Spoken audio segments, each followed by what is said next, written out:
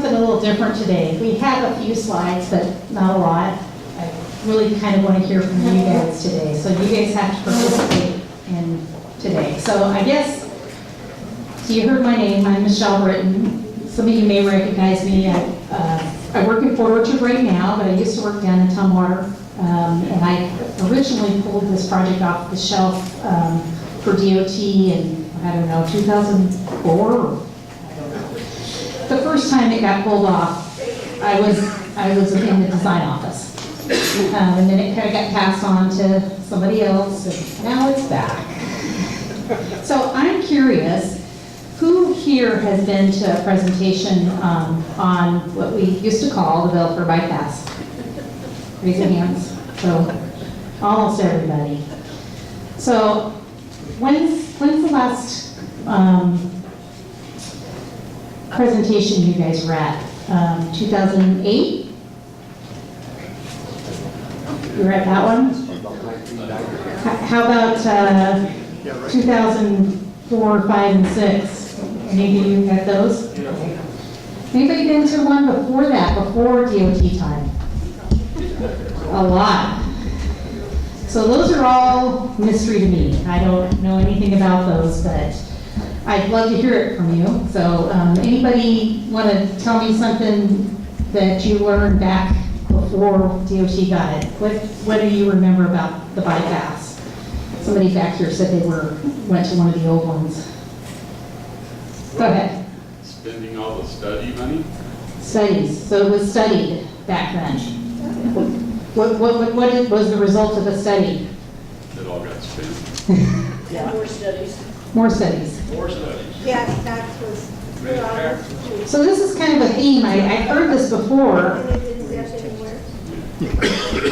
It didn't. So where was it supposed to go? Does anybody tell me where was it supposed to start and where was it supposed to At end? the airport, By the airport? right? Belfair Road, okay. Pretty much all the railroad tracks. Okay. All right, so that kind of gets us into our first slide. So, Amy's gonna run the slides for us here. So you probably have seen this map here that she's gonna, so this is the current, where it was left off, where they did the environmental study on it in about 2012. Does anybody know exactly what the current location of the north end is? Lake Florida Road? Lake Florida Road, that is correct. I think if you go to the next slide. Oh, maybe not. Actually, I don't remember what's the next slide. Oh, no, it's not. All right, we'll get to that. Why don't we go ahead and through these few slides and then we'll talk some more. Keep it, Eric. Okay, so this is kind of a little bit of a history. Just the most current history, not that really old stuff that you guys were talking about. In 2007, DOT picked an alternative. So we had lots of open houses and we looked at how we wanted the endpoints on the north and the south to look, what would be the most efficient way for the highway to operate. And we selected those. In 2010, the legislature asked us to look at some different things to try to bring the cost down. I think Ken Van Buskirk was on that committee. There was a committee that looked at a whole bunch of different things, and they only advanced, was it 2, Ken? I think 2 or 3 recommendations. There was about 16 alternatives that we considered. That were considered, Yeah. and 3 were advanced for further evaluation. Yes. An environmental assessment was completed in June of 2013. That was, you may remember, Bill Elliott had the office at that time, and they went through and looked at how much wetland impact we have, what the traffic studies look like, noise, air, all those things. But there was not, they didn't complete it because the feds do not sign environmental documents without funding. They won't do it.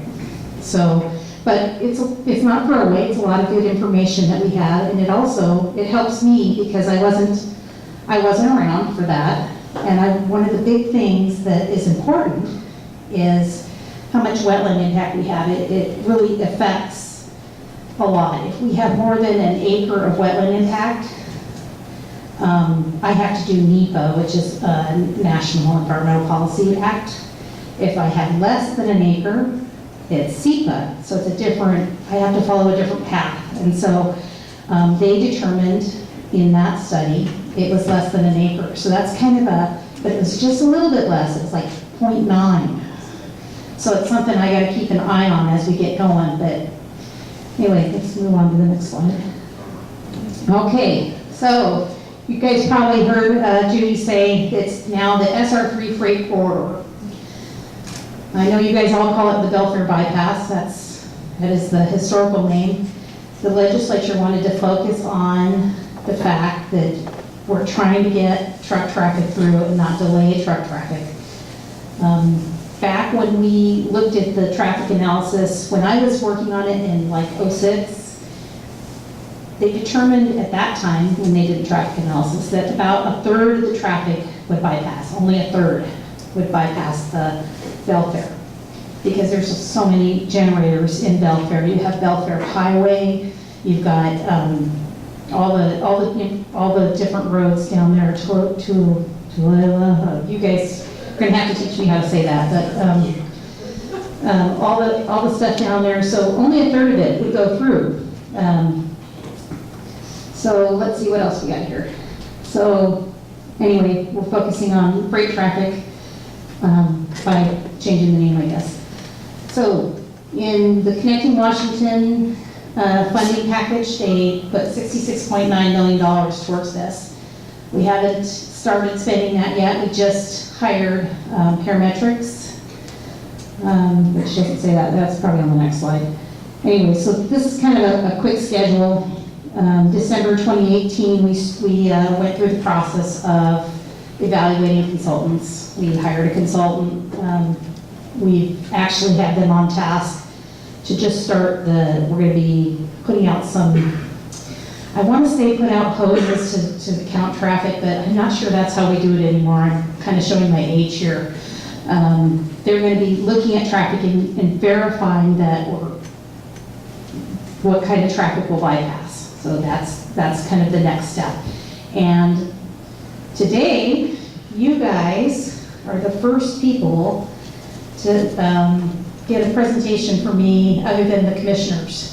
So I consider this the first day of community engagement. We're going to be doing a lot of that here in the next few months. So, but the rest of our schedule, you can see we have to get going on design, purchase of right-of-way. If we can get through our design, we can start purchasing right-of-way in 20, which is only a year away, so might be more like 21. And then construction will follow. We figure it will take about 3 years to build it. So here is the pre-design phase that we're in right now. We just hired parametrics, and they're getting going on the analysis. They are going to look at those 3 recommendations we talked about that Ken was on that team. I think one of them was shortening the bypass. One of them was reducing the speed, which I think is a bad idea, but we'll look at it. And I forget what the third one is. I can't remember, but. I think, Michelle, I remember it being what we talked about. The connection. South terminus. I think we suggested that they come out on the power line. Okay, yeah.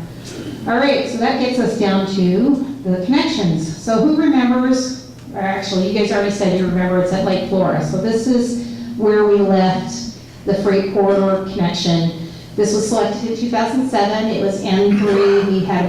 They all had their own designations. And at the time, in 2007, I know this is going to be a popular topic, but we selected a signal. And that's because DOT always put a signal in first, and you had to justify doing a roundabout. That's changed. You probably have heard that. we've been putting in roundabouts now for about 20 years, and we're finding them to be a lot more efficient. And so our guidance in our design manual says, look at a roundabout first, and if that's not gonna work because of volumes or whatever, then you have to justify using signal. So that's one of the things that we'll look at here. We'll look at is that the right location for a roundabout, if we do put a roundabout or signal in. So those are the kind of things that, and three. So who remembers where the south connection is? Anybody remember? Your last consultant said through what they thought was a new football stadium that's been there since I've been alive. So hopefully. A football stadium? Yeah, the last consultancy firm that was here last year said, we're gonna have to put it through the new stadium, which that stadium's been here since I've been alive, so. So it actually just clips kind of the practice field. It doesn't really go through the stadium. But this is S4. That you can see it goes through the practice field, not through the football stadium. This is all has to be adjusted and fixed. We have to make sure we get access into that football stadium though. You see there's a driveway there. That's a problem. I think a roundabout actually might solve this problem because we could put a 5-lake roundabout there and still maintain access for the stadium, the kids. But we have to look at all of that. And that is the southern connection. So what else do we have? Okay. So I took this directly out of the environmental assessment. So that's the last study that was done, the environmental document. They showed that we'd be building a 2-lane configuration and buying right away for a future 4 lanes. So that was what was in the environmental document that they studied. And I think that is the end of this. So I am curious. Oh, okay. There's more. Oh, so does anybody here know how we changed our delivery method with the department? Has anybody know anything about design build? Okay. So traditionally, WashDOT we design a project, we put it out to bid for contractors to look at. They bid, and then we build it, right? We select a contractor, and they build it, we award it, and they build it. We found that there's other methods that we can use, and so we will go through what's called a selection of delivery. So we'll determine whether or not there's enough.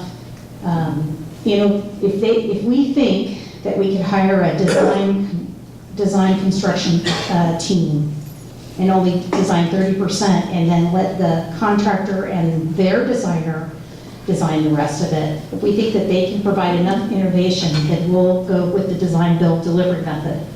That would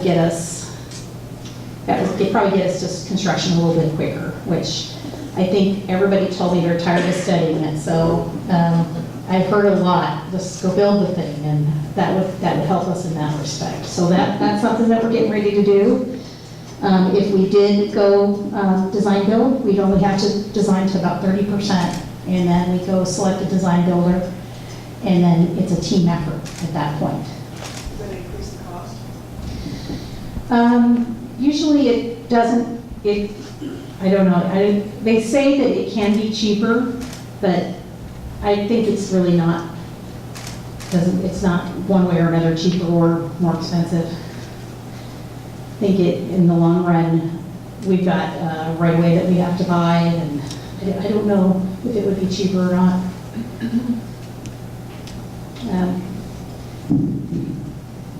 All right, go ahead. How does that affect transfer of responsibility? Who's going to take care of it? We would take care of it. This state does not give, so that's called a P3. So in other states, a lot of times what they'll do is they'll have a design builder, and then they have to take care of it for 20 years, that design builder. We don't do that here in this state. Usually when they get done, after we've accepted that highway, we take it on our maintenance facility, our maintenance folks take care of it. That's not something we do here yet.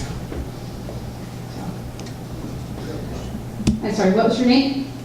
My name is Steve Vandenover. Oh, hi, Steve. How are you doing tonight? Good. I've been kind of watching this program since 1993. There we go. Yeah. Since the county first signed some documents back in 93. And I've traveled from Swim to Yakima, where the roundabouts are, matter of fact, as early as this past weekend. The roundabouts with the freight corridor are a little bit small. Well, it have to be designed When big you look enough. at the freight corridor, I have a 35-foot trailer that I haul hay on, and I've got friends of mine that haul logs. But every one you look at Yakima, Union Gap, Swim, they're all run over because they're small. We've got the room. You're talking about design and maintenance. Let's make sure that design and maintenance takes care of that, because they have to be large enough for the freight corridor to go around. And those of us that carry large, long loads are not going to be able to go through anything that fits inside of the city of Shelton or the city of, or the community of Belfair. So, No, I agree. We have to design these because big. it ain't working in Union Gap. I just left there Friday. How long ago were those built? Well, that should be a good experiment, because they're not working. I do know that, so my office is also working on another project, so I've learned a lot about roundabouts in the last year. You have to build them with a large enough inside diameter, and you have to put a truck apron in the middle for the trailer to track over. And you're right, we have the space. We need to make sure that we run the software that shows that the trucks can get around, and that is something definitely we will do. I mean, because you're calling it a freight corridor. Yes? Because of what happened in I-5 a year ago, when the train went onto I-5. Yeah. So now we're looking at a detour area that we're going to feel the impact if I-5 shuts down. I mean, so let's do the what-if scenario that those of us from previous emergency management background have to ask. So if that's shut down, let's make sure that we can continue to move our people, plus the freight, north and south to the freight corridor. We will definitely be looking at that. Thank you for your comment. Sorry.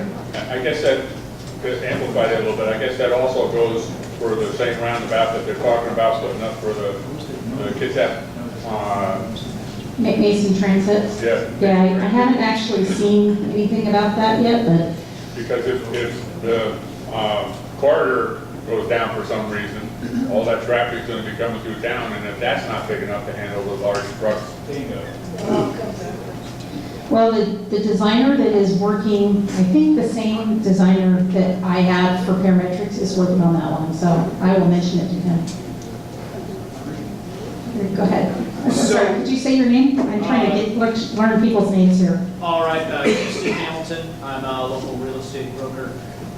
So we've talked a little bit about the north end. Right. And I know, didn't get a definitive answer here about its actual location. I know there's a couple parties in play. Where this south end, like I talked about, mentioned earlier, and I'm not sure, as a note, if you guys have a new consulting firm different than who came here last year and gave us a briefing. But that is, there's a number of communities and the high school and a church there on that corner. Is that the only intersection, or have there been other studies about moving the intersection north or south of that current position? I understand we have the power lines, we have the railroad, which is used by the Navy, so that requires crossings and management on that end. So has there, I don't know if you're going to show us anything more on that, or could you So tell us about that? I was involved when we initially looked at the southern connection. I don't remember which locations we looked at, but I know that the geography between being up on the hill and down in Belfair is really challenging, and it kind of starts to go away as you get into the Alta neighborhood. My designer at the time looked at bringing it down the power lines. He looked at, oh my gosh, I can't tell you the number of times that he ran a profile down the hill, trying to get down the hill with some decent grades, and we were getting like 50-foot walls and just really expensive stuff. As far as going further, past, like maybe bypassing North Mason, I don't think we ever looked at that just because you just add so much cost to get around. You've got the Bellwood Estates there that you'd have to try to get around or go through. I mean, I So think, right now, the plan is to sneak in between. try to figure out how to get that in there, In yeah. that neighborhood. Yeah. I mean, the consultant definitely is going to look at it. I mean, if they come up with something better or an idea, certainly, I mean, we will listen to them because we know that it's a problem here. The school, maintaining access to the school and trying to get between the church and then there's the water tower there. And I mean, believe me, I And know all about turn it. that would be required to access Highway 3 at that point, at that, the speeds aren't Yeah. mitigatable without significant land easement issues. Yeah. I'm sorry, somebody else had, this lady right here was next. I believe. When you're talking about the Alta neighborhood, is that the property that's going to be east of the football field? I call it the Alta neighborhood, and I didn't call it the Alta Vista neighborhood because I think there's another community that is called Alta, and you guys definitely correct me, get my terminology right, but I'm talking about all the kind of the rural houses that are to the north of the high school, north and By the bus barn. East. Huh? By the bus barn. West Park? The bus barn. Yeah, but to the east of the bus barn, there's a lot of houses through there. That's also property owned by the Humane Society. So there's lots of different properties in there, and I know that, We would have an answer on whether you're going to go. We can't hear what the other people are saying, so can you repeat what they're asking? I'm asking when we will know when that south thing will be finalized, when they have a definite idea of where it'll go through. so there is an alignment right now, but we know that there's a problem with connecting up the high school, and so are we going to adjust it? I don't know. Do you have any idea when you will know? We're going to be working on We're sitting it. property that we can't do anything with until we know where the damn road's gonna go. Okay. We're working on it this summer. We're going to be coming out, the consultant just got started. They have to get through the traffic analysis phase first to know what kind of volumes they have, and then they'll start looking at if those connections are going to remain. Will landowners be notified in time? We're sitting on property we can't do anything with. Okay. Well, as soon as we know, we will be letting people know, because we want to start purchasing right away. As soon as we have a design that is close enough that we know where the land is, the route will be. So, I'm with the Methodist Church, and we would like to get an idea of how far east of our church that road is going to be coming off of Lake Flora Road and going around behind our church. so you're up north on the north connection? Yeah, we're right up there on Highway 3. Okay. Well, Amy's gonna write this down. Don't know. Is there any way you could make that bigger? Make what bigger? Oh, okay. I don't Just know. hoping you could, yeah, never mind. Okay. We have heard everything from 50 lots behind us that are up for sale to, we have all this information that doesn't make sense Okay. on where that road's going to come off of Lake Flora Road and go around to the east of our church. So I would say that, well, this is already, I know, not gonna be right there. Because that's a marijuana growing operation now. So we'll probably try to not go through that, So.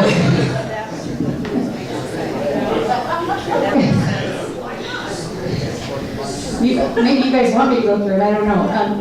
No, I'm not saying that, what I'm telling you is there is an alignment, and I probably have knows how far it is, and I probably have Amy try to look at that. Not right now, obviously, because we don't have that, but when we just now have been taking a look at the alignment, and so if you would take my name and phone number and send me an email and the address of the property, we can try to find out where what the current design is, knowing that we may have to make adjustments. So, yeah, you guys, the last slide on here has my name and phone number, but I probably have some cards that I can give you too, so. I'm sorry, what was your name? My name is Chris Klussman. Chris? We're at the John L. Scott Real Estate Office. Okay.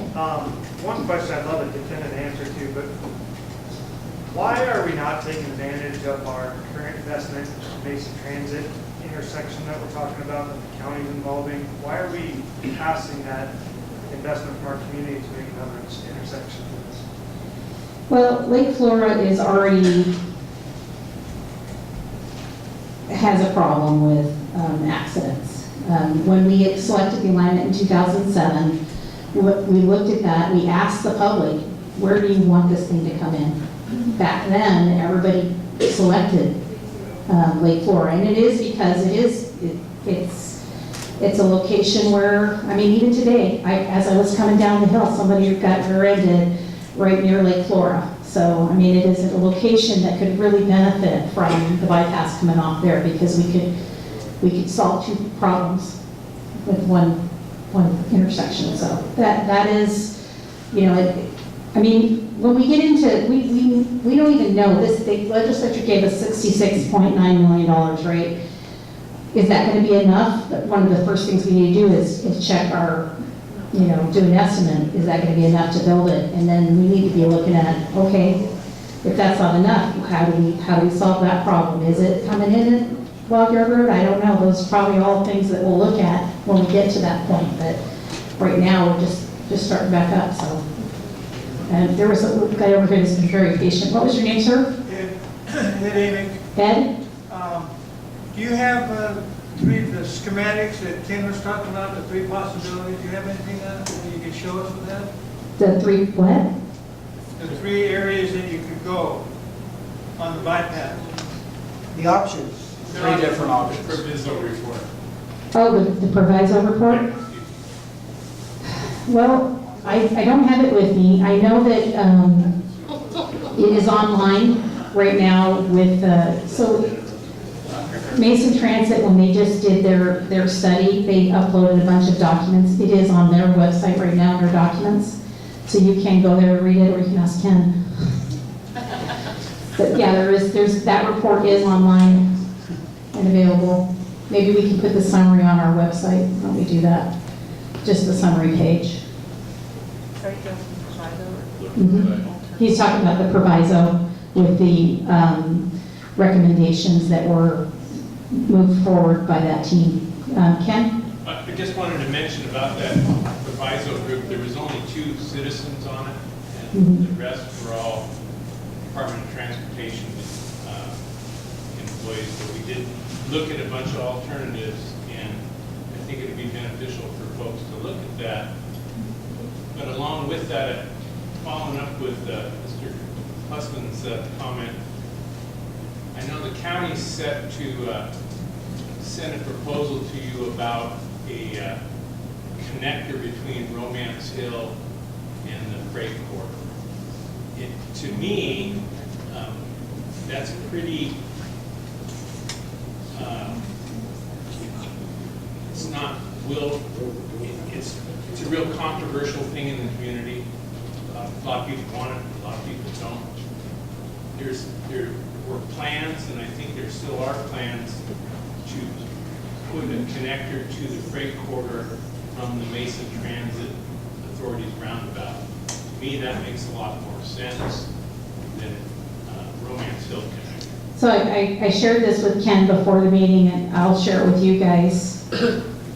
When I was preparing, pulling this project back up, I went and reviewed the environmental assessment that Bill Elliott's office worked on, and what it says in that study is WashDOT would allow connection either at Romance Hill or at the county, Kitsap County, Mason County line, which is about Wild Yard Road. And so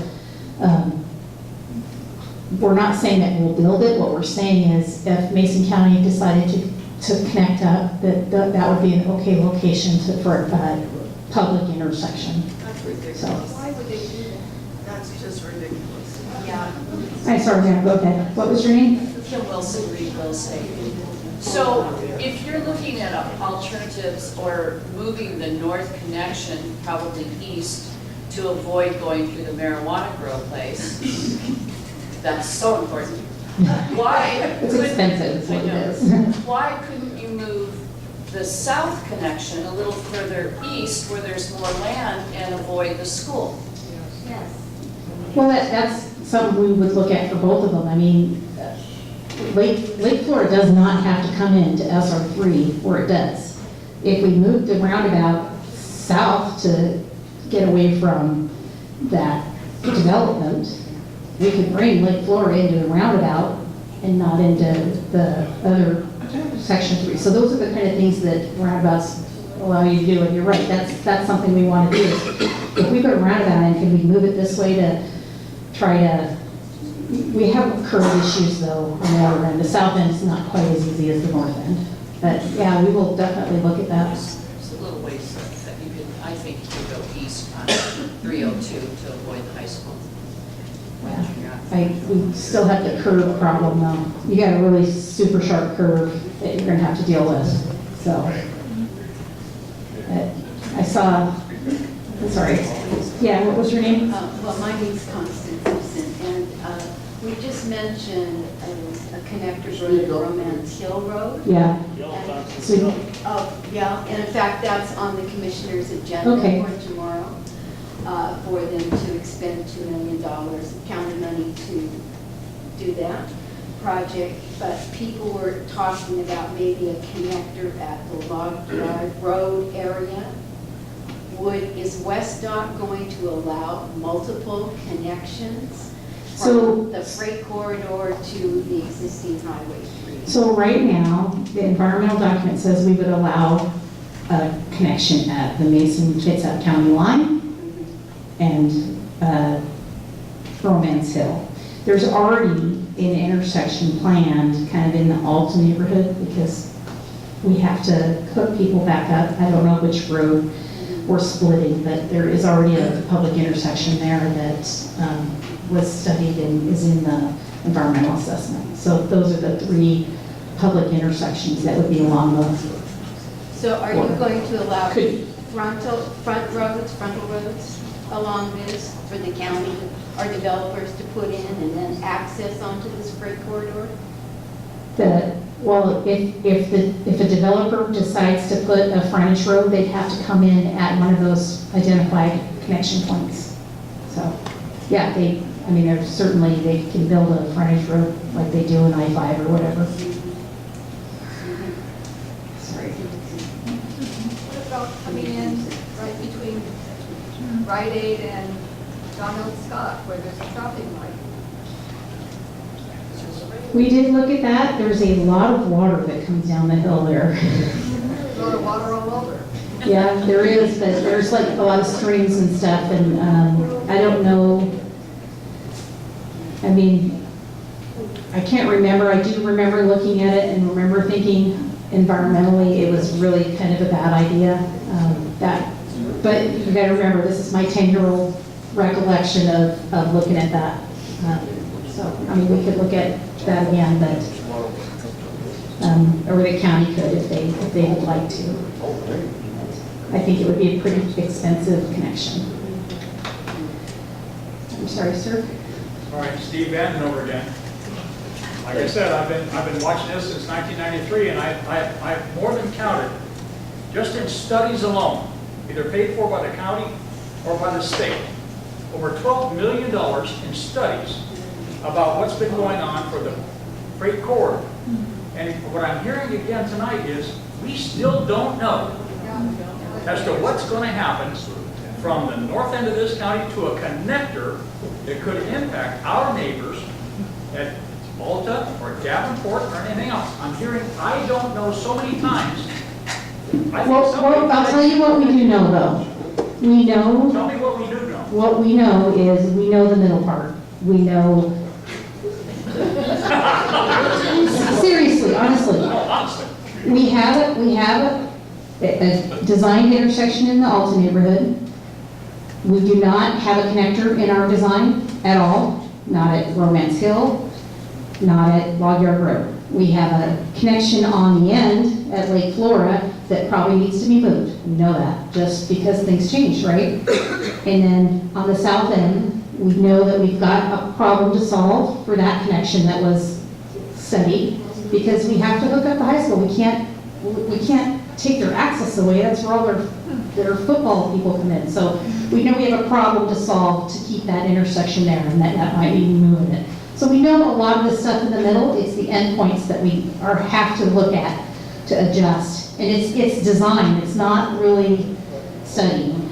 It's how do we design this so that we can give everybody access, have the best operation on the facility, and get you guys a bypass, or a freight corridor, sorry. I have to train myself too, because I've been around too long too, so. So we're no longer spending money on a study, we're We're actually designing. we're looking at design. So Yep. we're stopping from a project that should have 3 PhDs to now finally applying those PhDs to practice. To use an analogy of the number of years we've been studying this.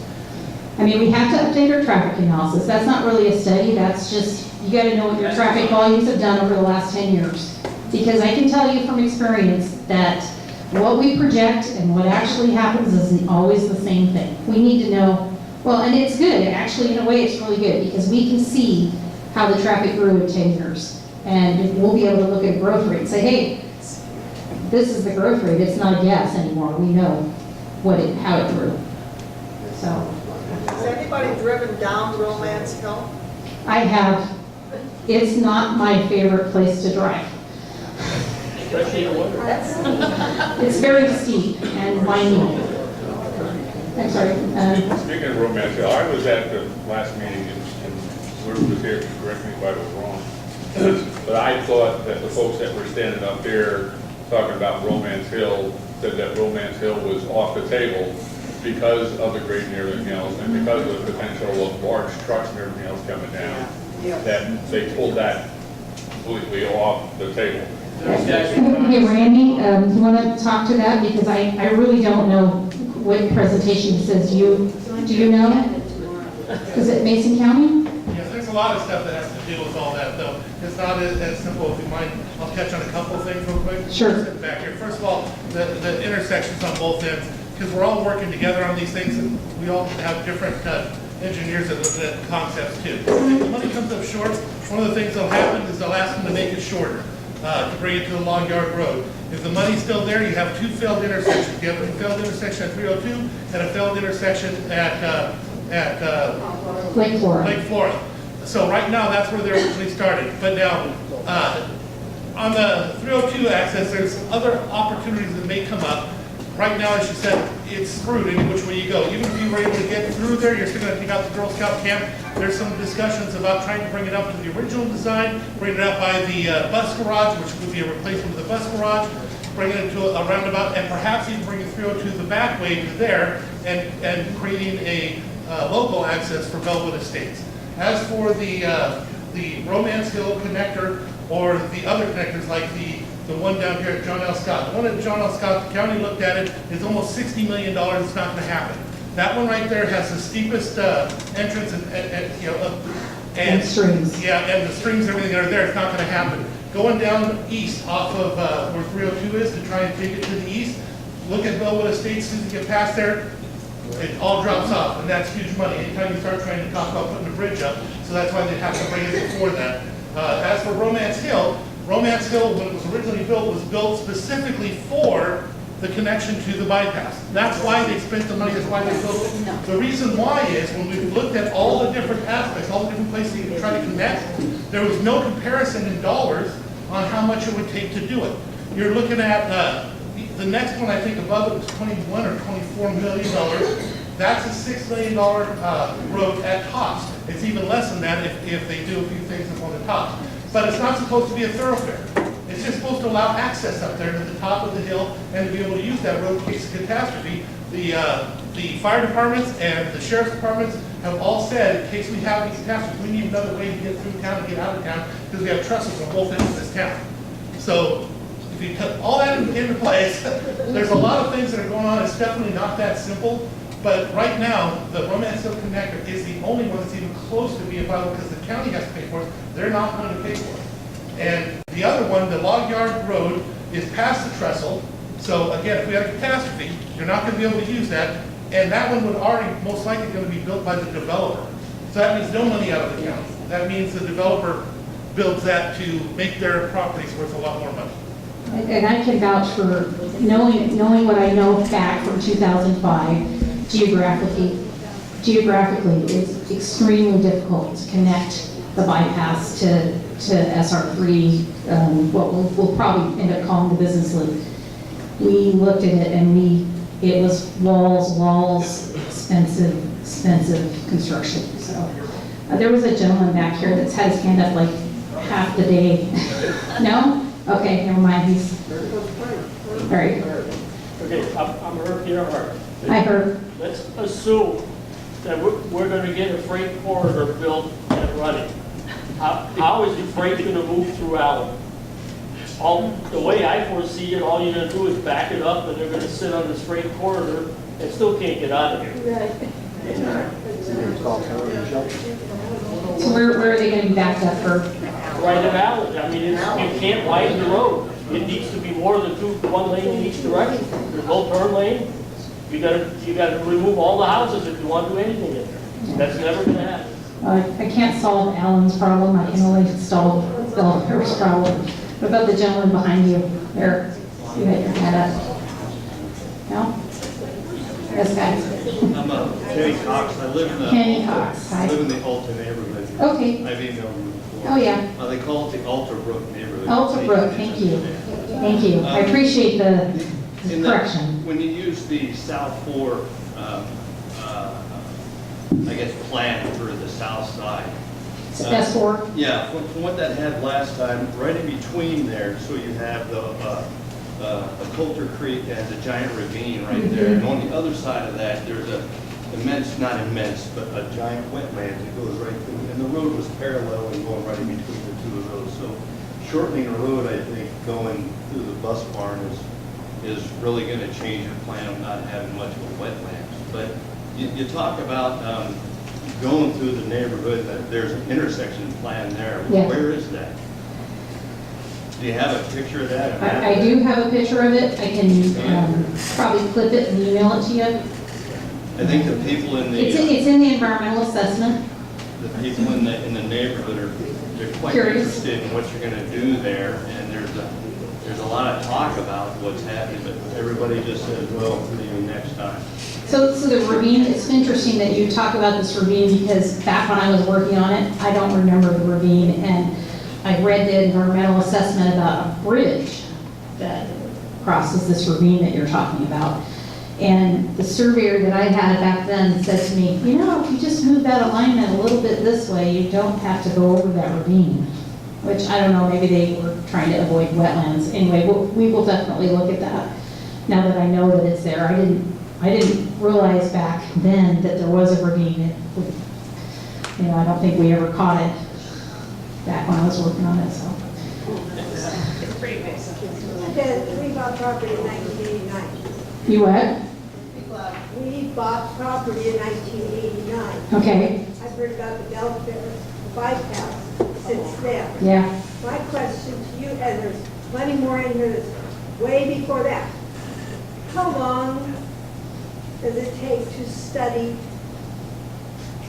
this So this is the project? first There's time- No roads aren't moving anywhere. Nothing's being built up in there. It's all still there. So how come we're hearing the same thing all the time? Every time, it's always the same. Either I don't know, or we're working on it, or we're doing another study. And do you have an idea when you think it'll start? So in 2004, when they first gave us that $15 million, WashDOT was actually surprised. We were like, oh, we don't know what this is, because it had always been a Mason County project until that time. And when we first started looking at it, we thought, there's no way you can build this for $15 million. And the response to the legislature was, oh, so you don't need it, so, and I think they took 13 of it back after we did the first round of design on it. And then they gave another funding source to just do the environmental assessment at some point. This is the first time there's ever been a significant amount of funding for this project. First time. And so I'm telling you, you're going to get a bypass this time. I don't know exactly what it's going to look like on the end yet. I've been 30 years, 2025. 2025? And this one was put into law, guys, when they passed the gas tax, where the other one was never, it was just an as-built. We're gonna do that out of that 5 cents, it was never put into law. This one was actually put into law. Yeah, this is in the budget, 66.9, I think. 66.9. Yeah. Sorry, Kenny? How much was the contract with Paramatrix? The contract for what? You contracted Paramatrix to do the design work for the freight forwarder. We've only contracted them for the pre-design, and it's about $300,000. So that will get the traffic analysis out, and Are they gonna move on to do the design, or you gotta? Yes. Have Yes. they talked about the cost of that?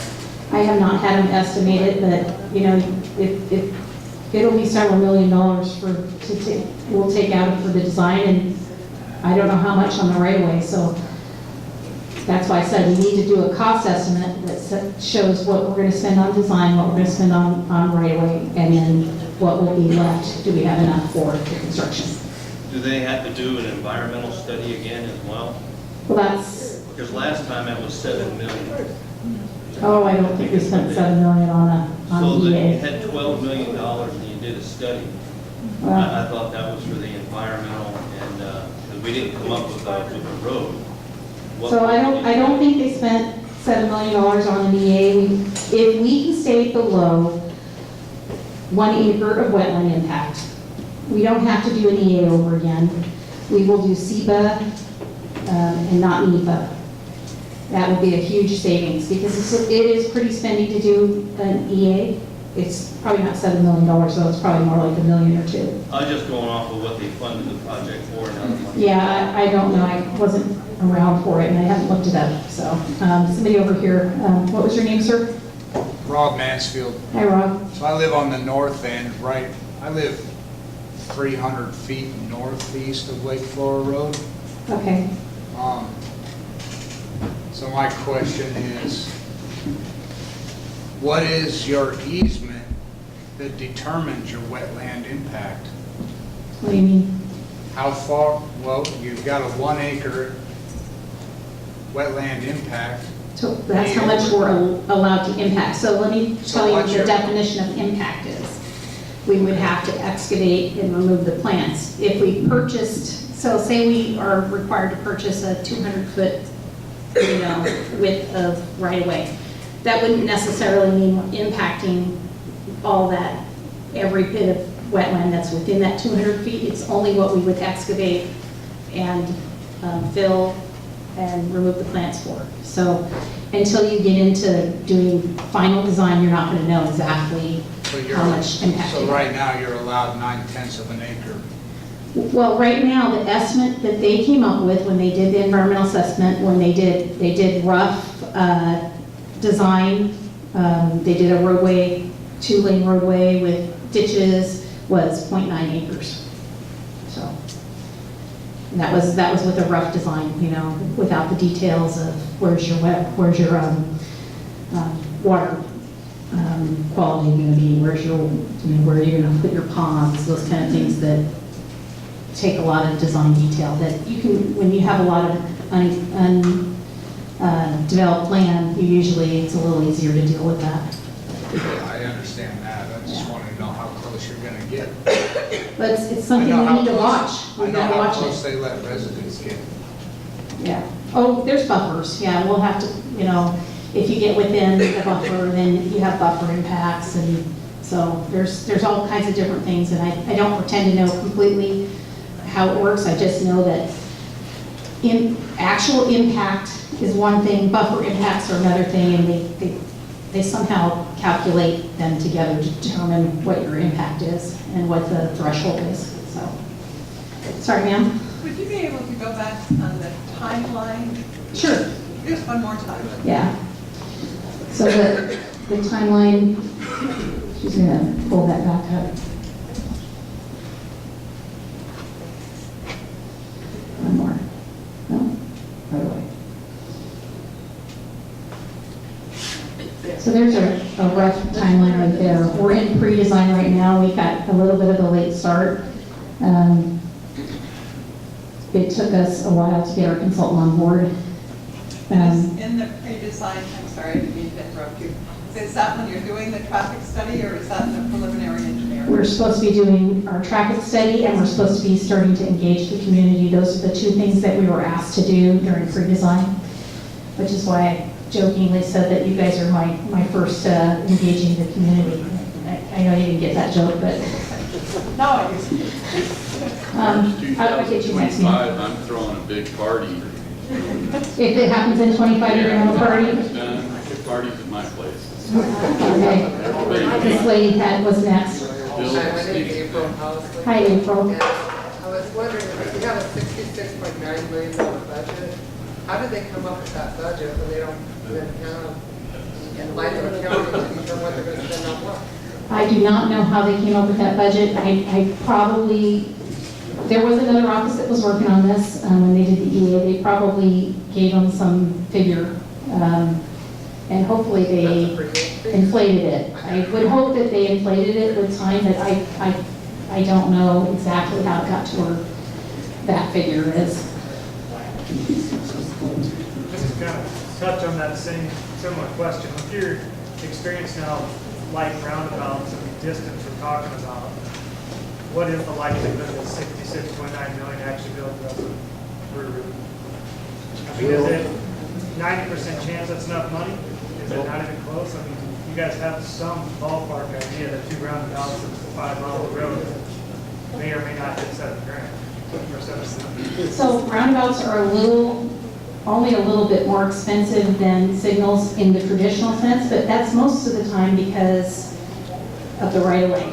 And we already have to buy the right-of-way. And so I think they would be a wash for construction costs. And then for maintenance costs, they're much cheaper and they're much more efficient and they last longer than signals. As far as whether or not that 66.9 million is enough, I can't say for sure. Market conditions change all the time. I know that when we estimated for a 4-lane facility, back when I was working on it, that it was 10 years ago, it was about $100 million, but that was a 4-lane facility, so I just don't have a good feel. It's probably in the ballpark. That's about all I can tell you. If it comes up short, do we have a plan, like increasing taxes? They're going to ask me to look at that pretty quickly. And then they're probably going to tell me to try to find a way to come within budget. And so I'll have to look at whether or not it's the right thing to do to shorten it. I tell you, honestly, I really honestly believe Lake Flora needs to be the end point.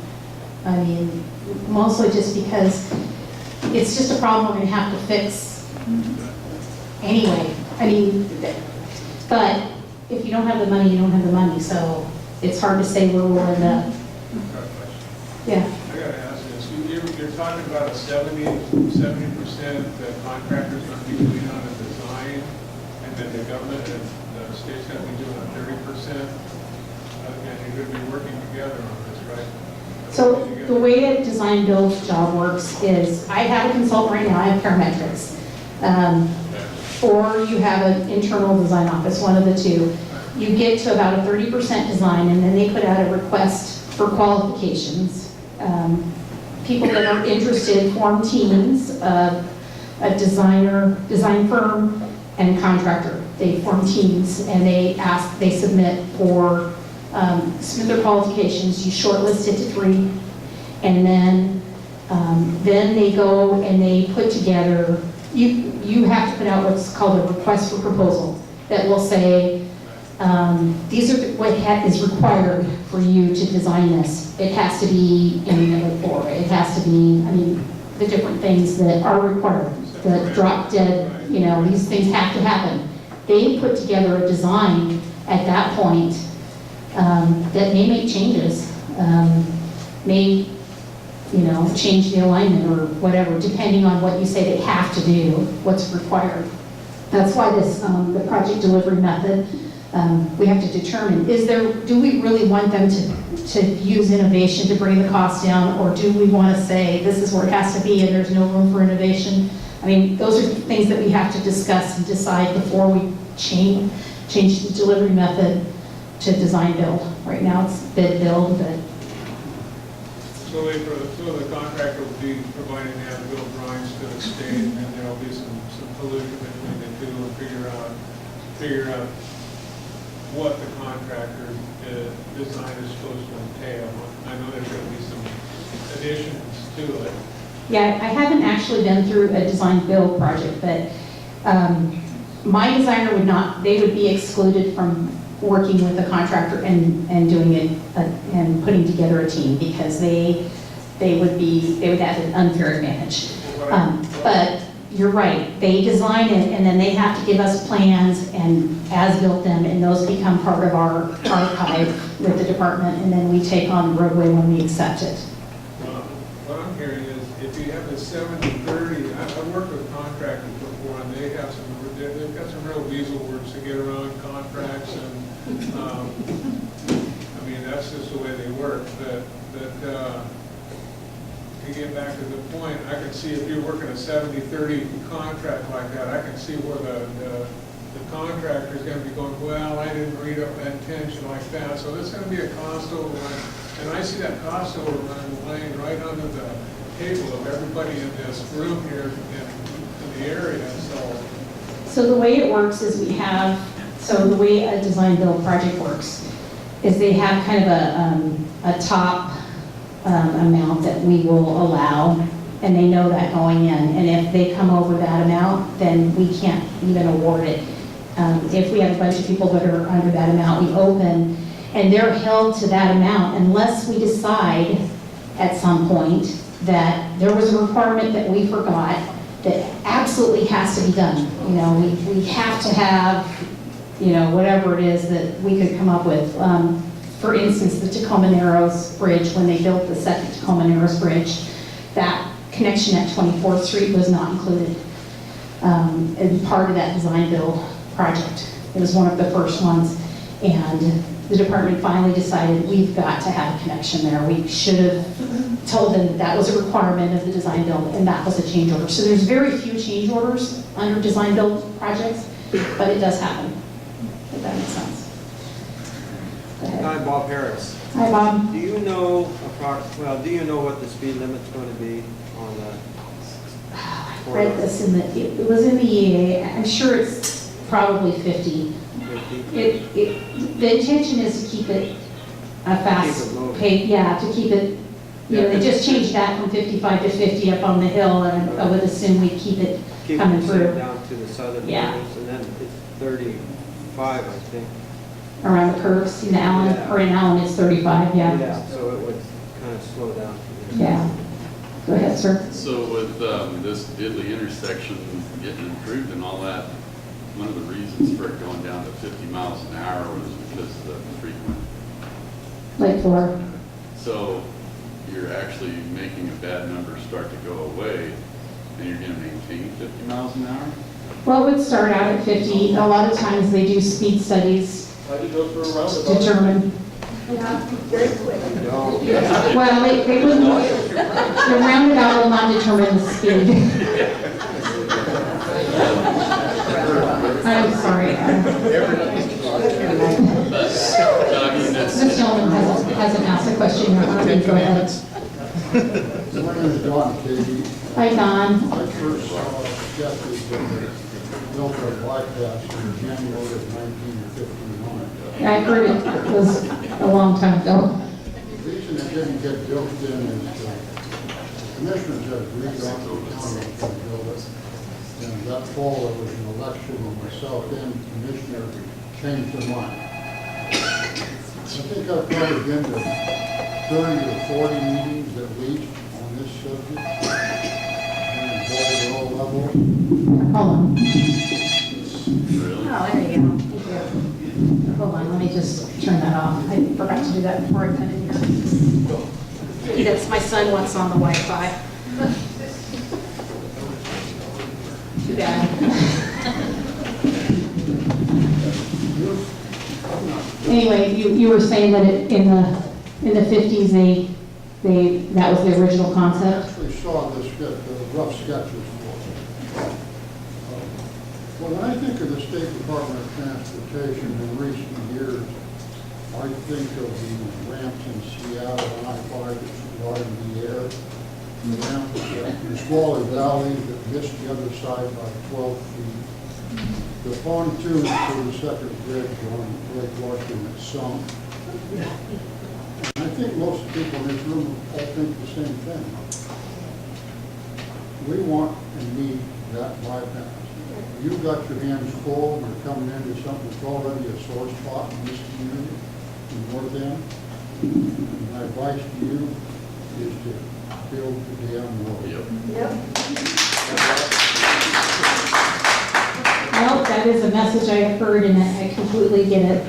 I think this is our first real opportunity to do it, so. Well, you're welcome to come back with this group. You don't have to be a voice.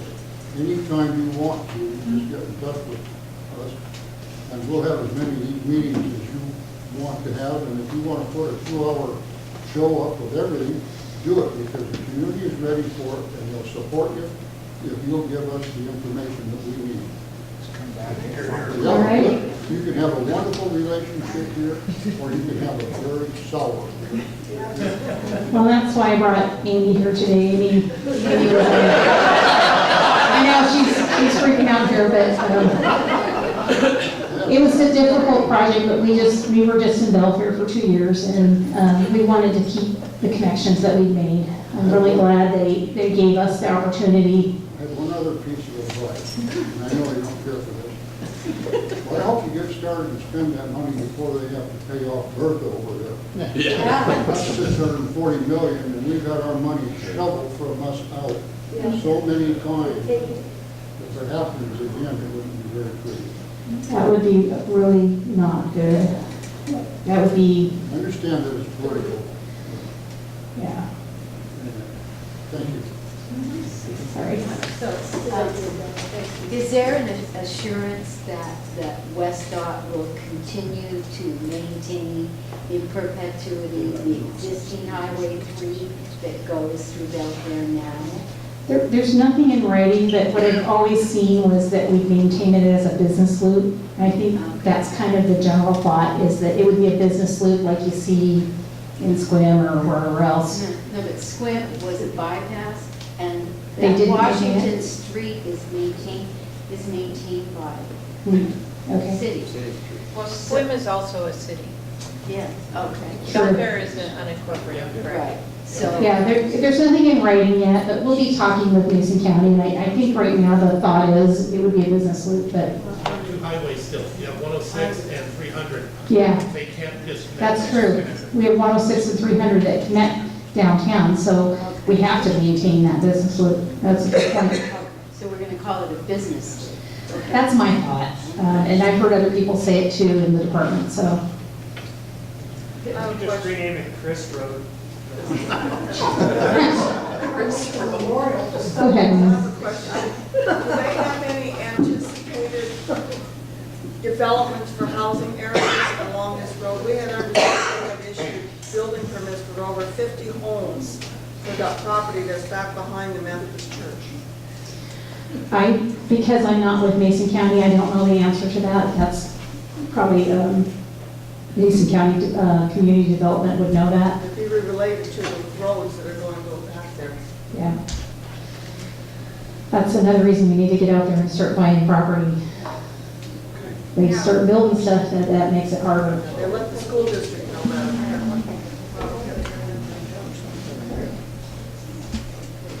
Go ahead. You're the only one with your hand up right now, so go ahead. I'm always getting singled out. Bob Harrison. If a developer wants access to the corridor, I would assume they would have to pay for that access? it's possible that they can?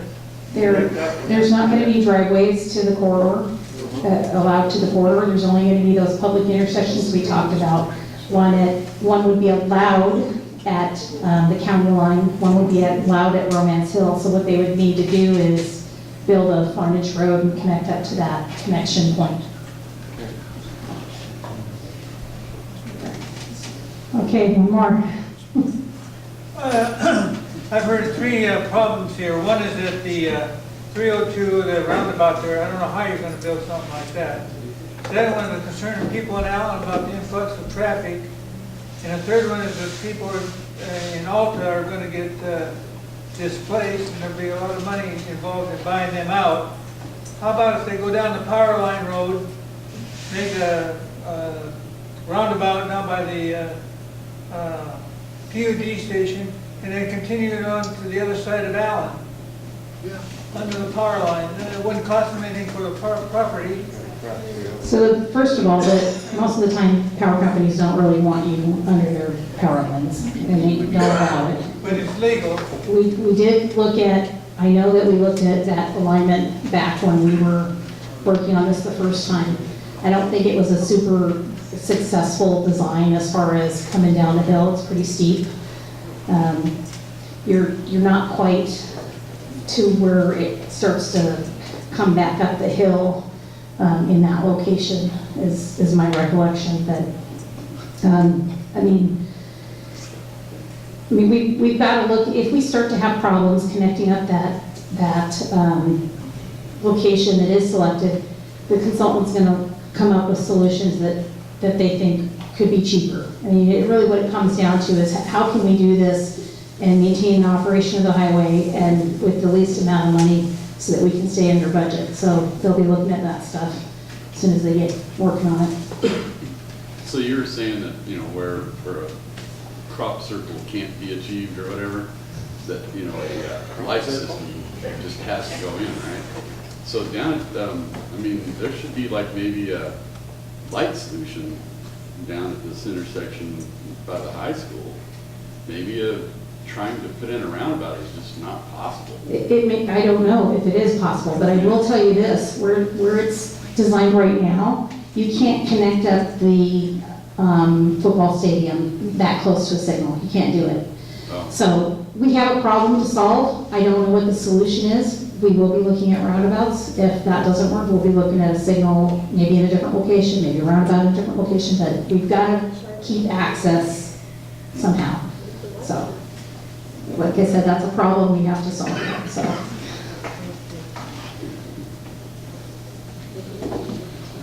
Any more questions? Do you have a current number of, you were saying that there was like a 2001 number showing that 30% of the flow was all that went entirely through town? It was about 2005 or so. What's that flow now? I don't know what the volume is. It seems to me it's in the 20,000 range, so you're talking about probably 7,000 cars right away would take it. But that's what we're updating. We're going to be updating that, and we'll know here probably in a month or two. Everybody at that end of town, like where we're at and all that, we can all tell you that it's doubled since 2001. Yeah. It's doubled, easily doubled. No, well, no. So that number from back It then. was 2005 or so that we did that first one. Part of what happened was the crash forced people from Shelton to come up and go to work in Silverdale, and they never stopped. There's an entirely new crop of traffic that appeared, and it is here to stay. And you never saw Shelton cars going to Kitsap in this volume ever until that. And it's, I think they all love their jobs. You mean the Amtrak? I'm just talking about the shift in people's movement.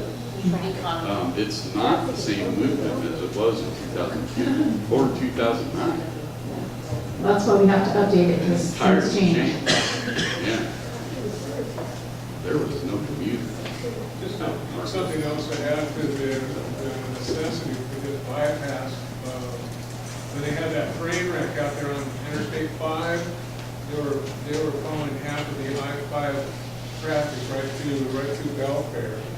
Every time something goes on to the north or to the south, it's always a bottleneck. If the bridge goes is shut down, like it was 2 years ago, everybody going to that side of the Hood Canal is coming through Belfair. You know, we spend our summers standing in a traffic jam out here, and if you don't live here, you don't appreciate it, but you can appreciate it. I do understand where you're coming from, just because we were coming down here to work for a couple years, and Fridays are terrible. Fridays are awful. I mean, basically, it starts to slow down at the... Yeah. Well, today it was not great. It's not just Friday, it's 2:30 to 6 every day. Every day. Every day.